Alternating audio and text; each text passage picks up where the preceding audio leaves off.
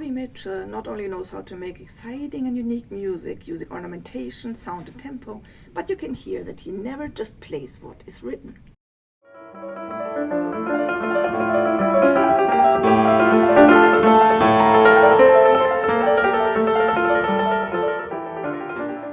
Bobby Mitchell is an American pianist whose interests are embedded in the here and now of music as performance art, as well as the more standard classical repertoire of centuries past.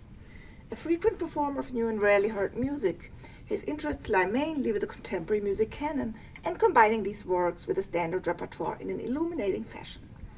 An instrumentalist who is not afraid to cross the traditional boundaries of programming and performance practice, he is active as a solo and collaborative concert pianist on modern and historical instruments and is also experienced in the field of improvisation, composition, and conducting. He has performed extensively in the Americas, across Europe, Asia, South Africa, and the Middle East, and recent highlights include concerto performances with Philipp Herwege and the Orchestra of the 18th Century. Venues include the Menuhin Festival in Gstaad, the Concertgebouw in Amsterdam, Gran Teatre del Liceo, Barcelona, and Kennedy Center for the Performing Arts in Washington, D.C. Significant solo activities include numerous performances of Frederick Rzewski's epic 36 variations on The People United Will Never Be Defeated, and frequent work with composers such as Frederick Rzewski, Steve Reich, and Louis Andriessen, as well as regular work with peer composers of his own generation. His YouTube channel has become an internet phenomenon for classical and improvised music, with more than 500,000 views. The link is down below. He is artistic director of the piano festival En Blanc et Noir, Festival International du Piano, Robert Turnbull, in La Grasse, France. I had the pleasure of interviewing Bobby Mitchell on February 15th, 2023. Now let's go to our conversation.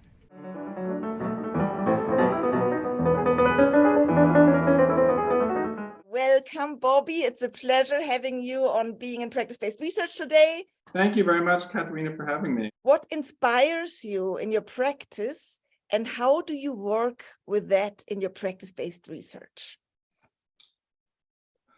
I will try to answer that question by talking a little bit about the trajectory that I've experienced in the last 10 to 15 years. And the focus of my work, although my artistic interests are very broad, the main focus remains Robert Schumann, the solo piano music.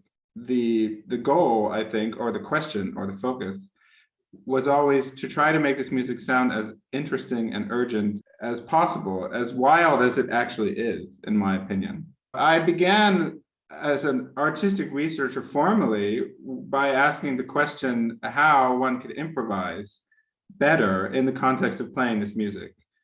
At the time, and I still think this is the case, I was very interested in trying to accentuate the repertoire by an improvisational practice. And the groundwork for that was to use the materials in the music and try to profit from them in order to be able to create music on the spot that's not related just to the score at hand. In a way, it's not because the score is not interesting, but it's because, first of all, musicians in the past practiced that way, and interesting musicians in the present also practice that way. The idea of playing the score again for the first time became the title of my research. To move to the second question for now, what does it mean to be a practitioner researcher in your own body and in your own experience and in your own world? That is an excellent question, and that's changed for me also over time, I believe. And I think it does have to do with improvisation again, but with the way it's filtered my pianistic practice. So the embodiment, the element of embodying artistic knowledge happens through pianistic practice. And I think the reason that my interests have started to shift is because the research that I've been doing over the last 10 to 12 years has filtered into my piano practice in different ways, actually. So at the beginning, I was very much dealing with trying to not play what's in the score and to play other character pieces, other waltzes, and practice pieces in all 12 keys, and do all of these tools and techniques and methods, basically these practicing methods.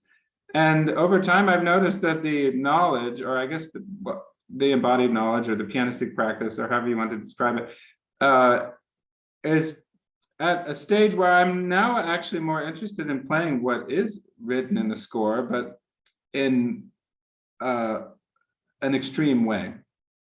So I don't think that shift in interest is necessarily very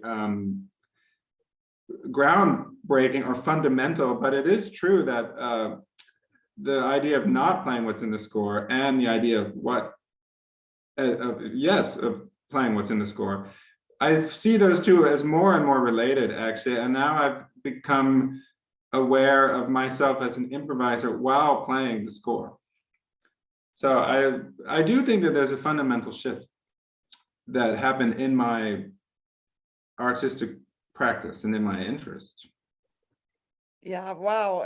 That's again super fascinating what you're talking about here, regarding after doing work in improvisation and after finding this extreme way of accessing a score and after diverging in several ways, you then have a different approach to it when you actually look at what the score says. But you had to broaden your horizon first in order to view the score the way you're able to now.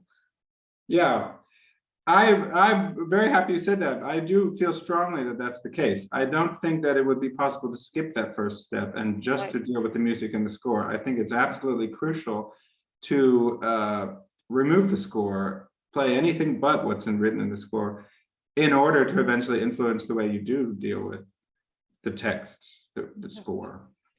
Yeah, that's interesting. So on Daniel Leach Wilkinson's very popular website, Challenging Performance, there's a whole category, like a whole website about you.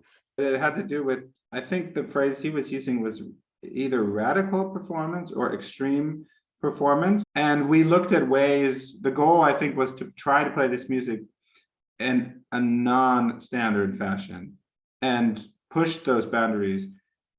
And so I found that a beautiful challenge and an interesting one. So we looked at tempo modification, especially. That's a tool that I was taught and have used quite a lot.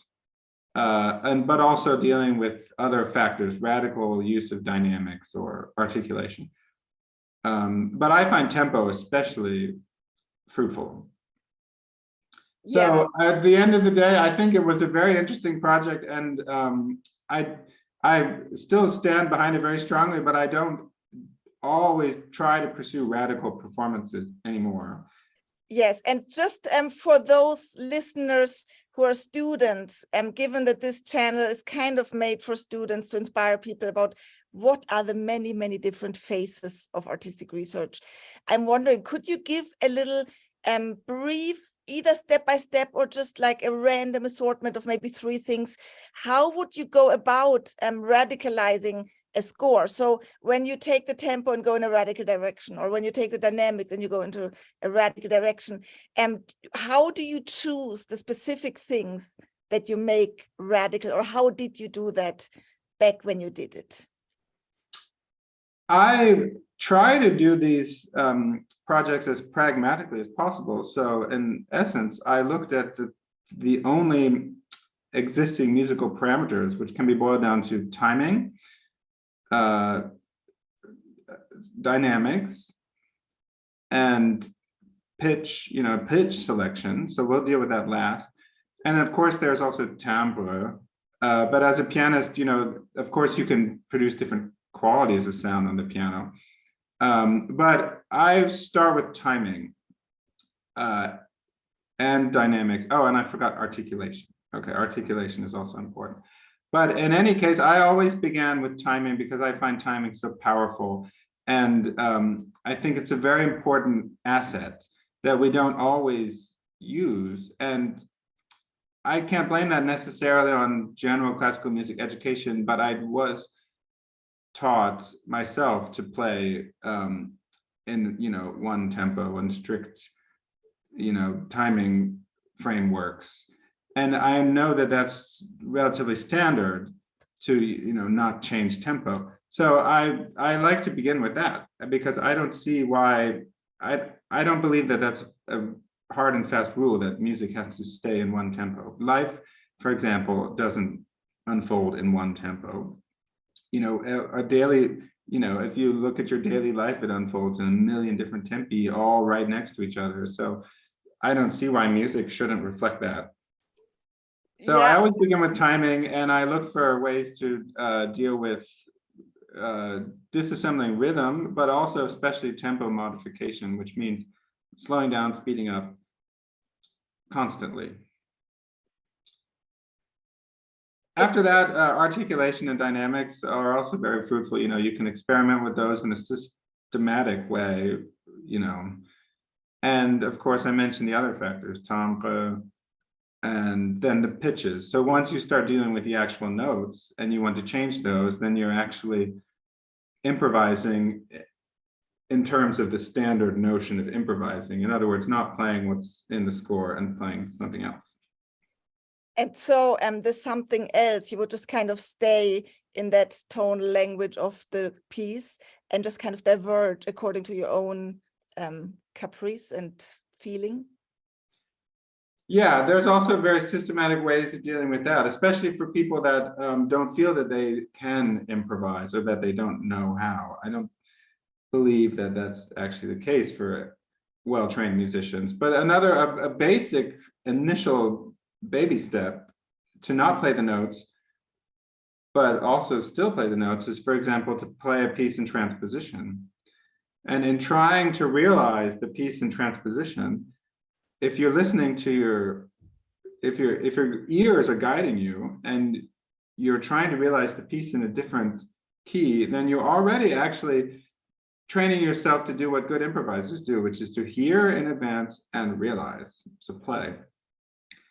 And then once you're done with that, you can rewrite pieces in terms of their surface characteristics. You can use the same harmonic structure but play different melodic figurations. You can replace the melody, put the melody in the bass instead of the treble. You can improvise a character piece based on these harmonies and these characteristics from a different piece. You can make a fusion. You can do all sorts of games, Wow. And so are you also trained in jazz? No, not really. A little bit. I had a little bit of jazz training, but it is true that I'm very heavily influenced, I guess, by jazz methodologies. It is very much, how jazz musicians learn. And I was always interested in that because jazz musicians are so skilled. And they are able to react on a lot of different things in the moment. And I think classical musicians should have that same level of, skill.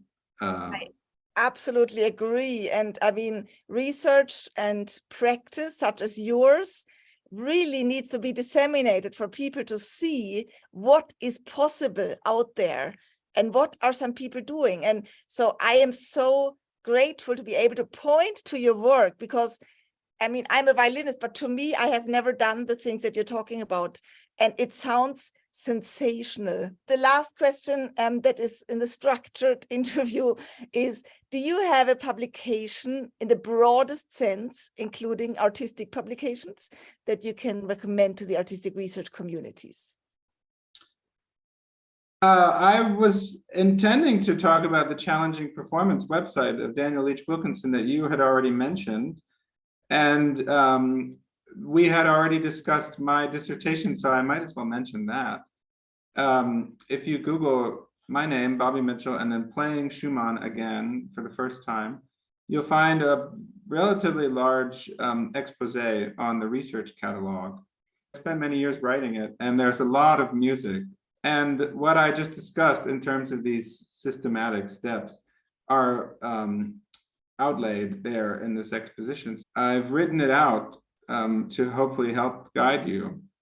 And so to move to a more unstructured part of the interview, I'm wondering if you have any experience in teaching or instructing others in artistic research. Yes, I do. Actually, I'm becoming a more and more active teacher, and I have exciting news because I'm joining the Conservatory of Amsterdam faculty this year. I start next week, actually, and I'll be teaching keyboard musicianship for piano majors and repetiteur students and organists. And my responsibilities as a teacher will be working with all of the pianists on the skills and the games that I was just describing to you.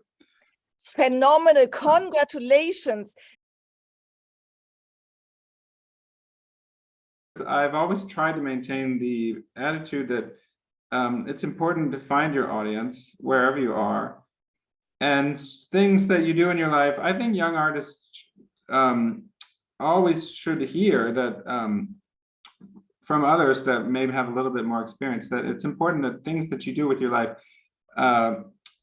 come to be important. You know, when you play somewhere, you're creating an audience. And so I've tried my best to be active in the communities where I play. If I have time to not leave town the next day, then I'll stay. And I became, I was, just as an example, I was always invited to perform at a piano festival in France, and I became artistic director in 2018. So these things add up. You know, it's important to be where you are, to find your audience, to get to know them. Obviously, play at the highest level, be community oriented. It's a bit general, but I do feel strongly that that's an important aspect of being an artist. That is such a beautiful thing that you said about the connection with the community and how we, you know, without our audience, who are we? And without that sounding board and without that inspiration and without these opportunities to connect to people, we are non-existent as artists. And I just so resonate with what you said. And regarding your artistic activities in Europe, it's of course wonderful how there are ways to quickly get to France from the Netherlands and to quickly get to Germany, quickly get to all kinds of countries where there is a lot of you know, opportunity in music and performance. So I'm so happy for you to be able to be in Europe and in the US and to just kind of be everywhere where you want to be. That is really an ideal scenario for a musician. And so I would like to end with asking you, where can people find you who want to know more about you? So we already said in your dissertation, we can read more and listen more to your work. And so we already said on Daniel Leach Wilkinson's challenging performance, there's a lot about you. Is there any other place that you have in social media or anything else that you want to point people to? I'm relatively weak on social media, but I do use Facebook now and then. But my website, I think, is the best source because I try to just catalog artistic output. And so BobbyMitchellPiano.com is my website.